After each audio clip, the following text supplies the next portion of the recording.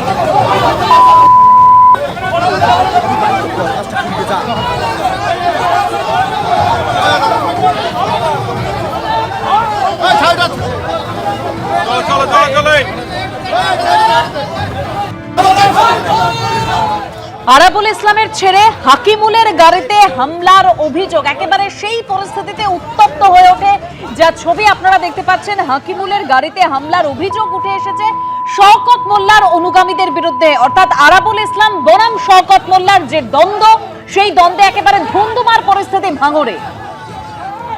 হাকিমুলের গাড়ি ঘিরে দীর্ঘক্ষণ বিক্ষোভ দেখানো হয় এবং সেই বিক্ষোভ হাতাহাতির পর্যায়ে পৌঁছয়, সেই ছবি দেখতে পাচ্ছেন।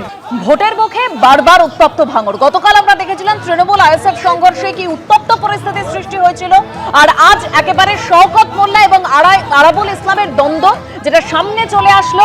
আরাবুল ইসলামের ছেলে হাকিমুলের গাড়ি ঘিরে দীর্ঘক্ষণ বিক্ষোভ দেখানো হলো, হাতাহাতি হলো।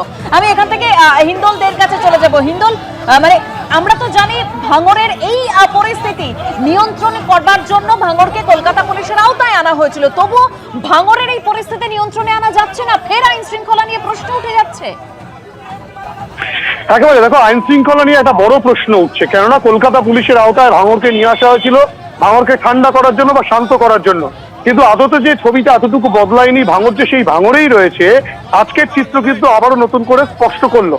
এবং তোমাকে বলে রাখি, রীতিমতো উত্তর কাশীপুর থানার পুলিশের সামনে সেখানে কিন্তু তৃণমূলের দুই গোষ্ঠীর মধ্যে একদিকে আরাবুল ইসলামের ছেলে হাকিমুল ইসলাম এবং তার সঙ্গে যেসব তৃণমূল নেতৃত্ব ছিল তারা, এবং অপরদিকে শওকত মোল্লার অনুগামী যারা রয়েছে তারা, এই দুই গোষ্ঠীর মধ্যে কিন্তু সংঘর্ষ হয়। কেননা অদুদ মোল্লা, যে কিনা হাকিমুলদের ঘনিষ্ঠ, সেই অদুদ মোল্লার বাড়িতে গতকাল রাতে একটা গন্ডগোল হয়, যার পরিপ্রেক্ষিতে হাকিমুল ইসলাম সহ প্রদীপ মণ্ডল সহ বেশ কয়েকজন তৃণমূল নেতৃত্ব এসেছিল, এবং তারা যখন ঘরের ভেতরে প্রবেশ করে তখন কিন্তু শওকত মোল্লা অনুগামীরা তাদেরকে গালিগালাজ করতে থাকে বাইরে থেকে, এবং তাদেরকে বিভিন্ন রকমের উত্ত্যক্ত করতে থাকে, এবং বাইরে বেরিয়ে আসার পর কিন্তু হাতাহাতি, মারামারি, গাড়িতে হামলার অভিযোগ কিন্তু তুলছে আরাবুল ইসলামের ছেলে।